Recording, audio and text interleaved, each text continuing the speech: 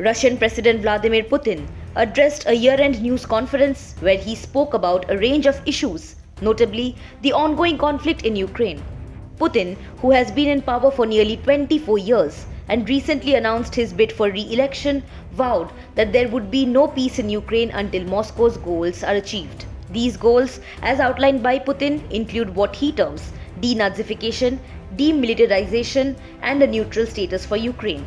At the heart of Putin's remarks is the assertion that the Ukrainian government is heavily influenced by radical nationalist and neo-Nazi groups, a claim vehemently denied by Kyiv and the West. Putin also emphasized the demand that Ukraine remain neutral and not join the NATO alliance. During the press conference, Putin gave rare details about Moscow's special military operation, dismissing the need for a second wave of mobilization of reservists. He stated that there are currently 617,000 Russian soldiers in Ukraine, including around 244,000 troops who were called up to fight alongside professional Russian military forces.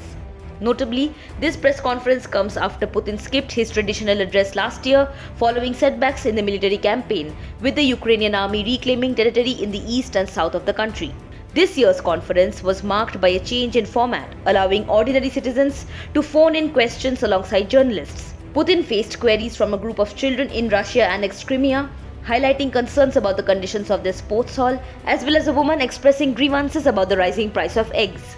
The Russian president's appearance is primarily aimed at a domestic audience, providing him with an opportunity to address the concerns of ordinary citizens ahead of the upcoming March 17 election. State media reported that as of Wednesday, approximately 2 million questions for Putin had been submitted.